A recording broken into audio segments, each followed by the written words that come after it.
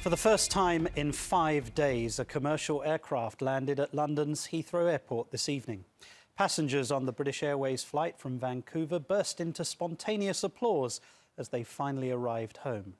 But they may also have been applauding the return of mankind to his position of power over the air, sea and land, because for almost a week, well, it was a volcano in Iceland that seemed to be running air traffic control.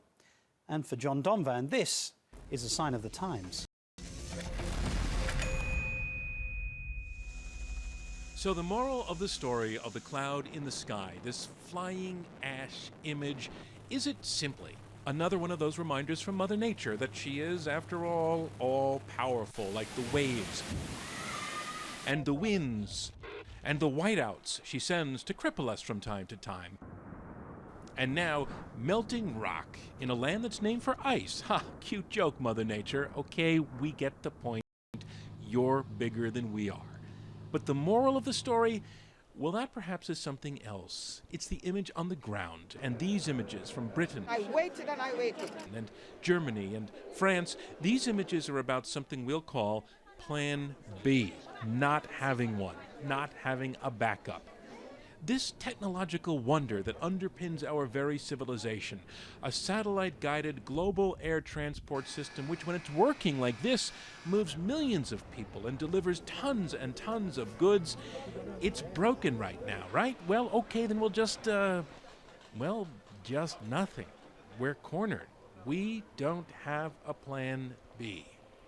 Okay, so there are still cell phones to keep people in touch, and even a computer video link for this couple stuck in Dubai when their plane couldn't fly. Their wedding was planned for London.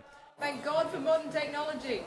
But hold on, all this email we send, all this information we put out and gather in, the whole phenomenon of tell me what I need to know right now, Google, it's another technological wonder underpinning our civilization, but it can break too, right?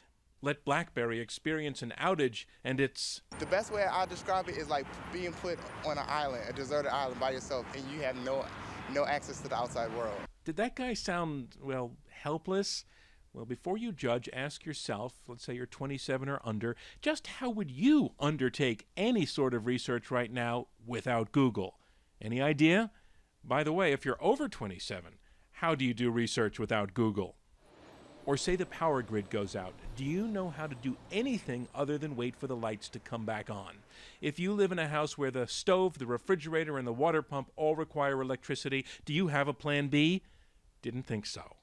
We've built buildings that are uninhabitable without air conditioning, banking systems that can't function without computers.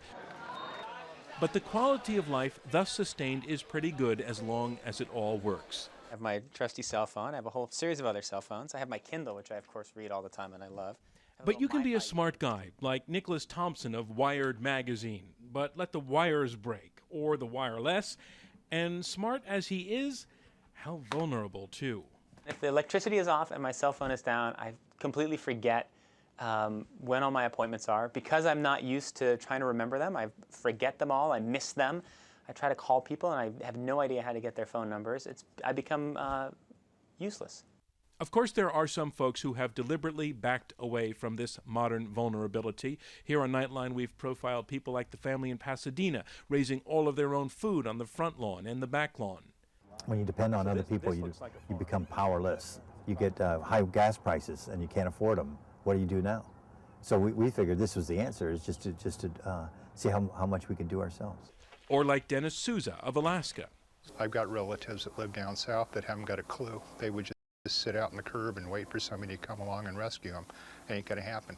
Katrina proved that. Folks like that, they get treated as, well, curiosities because they spend so much time imagining the worst.